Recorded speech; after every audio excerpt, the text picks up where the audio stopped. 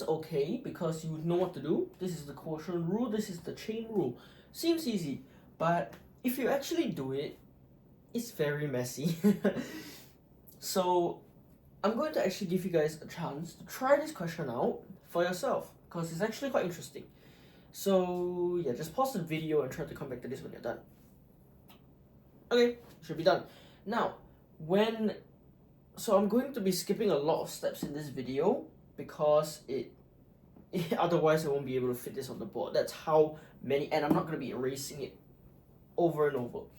So, first thing I did when I first saw this question, I saw this and I converted it to this. A 1 over cosine 2x. By the way, this is not how you're supposed to, I mean, you can do this, but I would not recommend you do this. So you can convert this to a bracket 1 over cosine 2x, right? Because secant is 1 over cosine. Then I see, okay, cosine 2x, so there's 3 identities, right? Which, the one we're going to be focusing on is cosine square x minus sine square x equals to cosine 2x. This is the identity we're going to focus on today. Yes, that's right. By the way, I did this question on a piece of paper. It took half the page. So yeah, so at first I thought this, so I'm like, okay, because this looks complicated, I don't want to go ahead and differentiate everything first. Because usually when I do chain rule, I will differentiate the inside if it's a complicated function. Then I'm going to differentiate, then I can, for example, if I have the function fx equals to, let's say, e to the 3x times cosine of x squared to the power of 10. So if I have this, I don't want to just go ahead and f of x equals to bring this power to the front, multiply by whatever, because it's going to be quite messy, right? And sometimes you might jumble things up. So for me, I like to be organized. Differentiate the inside first. So you differentiate this. Then I will say f prime of x equals to 10 times e to the 3x cosine x squared to the power of 9 times whatever I got here, which is the derivative of this. So in that way, it makes me feel better because I can handle it bit by bit. So I thought, okay, let's try it out on this question. But if you try that, you get this to be an even weirder fraction. So I decided to kind of forget my rule this time. Well, and also because it kind of works out in the end. Because this ln, if you remember, if you differentiate ln x, you will just get back your 1 over x. So the thing that you multiply is just 1 over this entire thing multiplied by you differentiate this. So what I'm going to do is, well, I'm just going to brute force it because that's how I did it. So I'm going to just write this one. If you differentiate ln of sine x plus cosine x over sine x minus cosine x, this is equal to, if you have 1 over this, I'm going to skip a lot of steps. I think I mentioned this already because, yeah. So if it's 1 over this, can flip it. So it's sine x over minus cosine x over sine x plus cosine x times the derivative of this. It is chain rule, but before this, I'm going to square the denominator. And the first thing that clicks well is this, because you see, this and that are the same, but they have different powers, so you can actually cancel them out. So what you can do is, this is cancel, and you cancel the power, so it's just to the first power now. This is actually going to be the most helpful thing later. If you differentiate this, put everything to the top, I'm not going to do it. The final answer you get is negative 2 cosine square x minus 2 sine square x. That's what I got.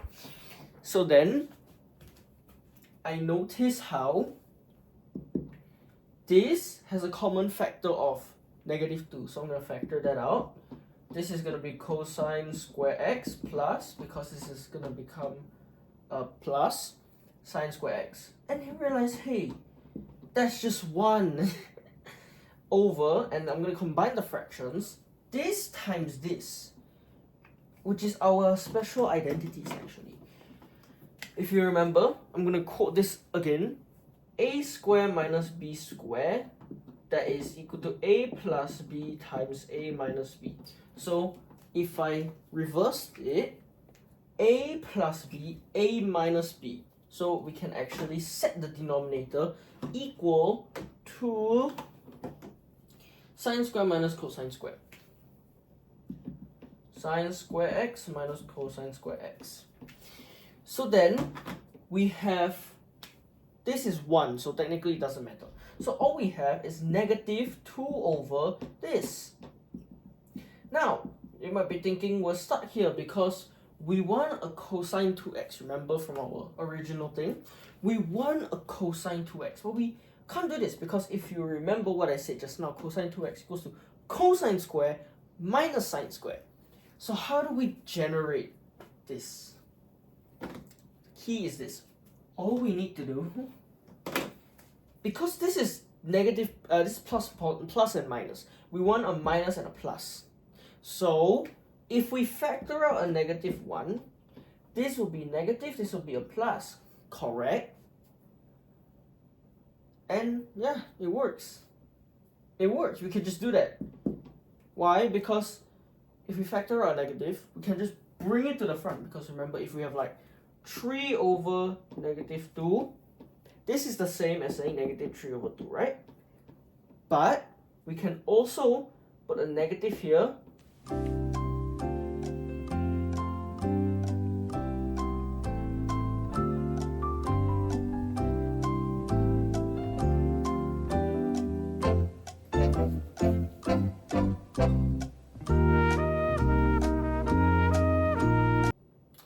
We can also put the negative here, and we have to change the sign of the 2, so we can still get the negative 3 over 2. So when we put a negative, we have to change the sign of the entire thing.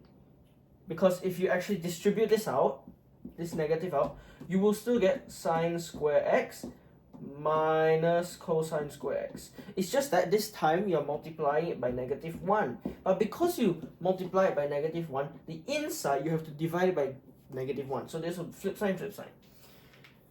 Okay, so that is another point. But because of this negative, it will cancel. So you will get 2 over, then this will be cosine square minus sine square, which we can convert into our cosine 2x.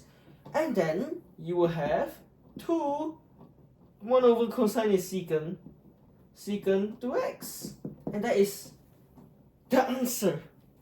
Now, if you hear me talking about this, it's fine, just go through.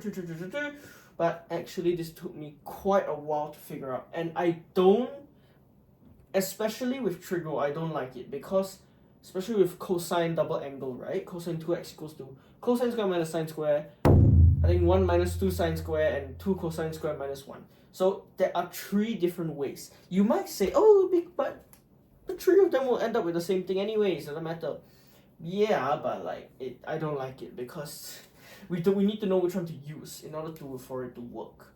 So I like this way. There's actually a second part to this question, but that is very easy, so I'm just not gonna do it. It involves integration. You can try it out if you want. The second part of this question is, if I remember correctly, hence find the integral of pi over 3 pi over 2 of 2 over 3 secant 2x, if I'm not wrong. Try this out. The value is, I think, 3 over 4 plus. I'll put the answer on the screen right now, but you can try this out if you want. But the main thing I want to show is this derivative. Yeah. So, yeah. That's it. Bye-bye.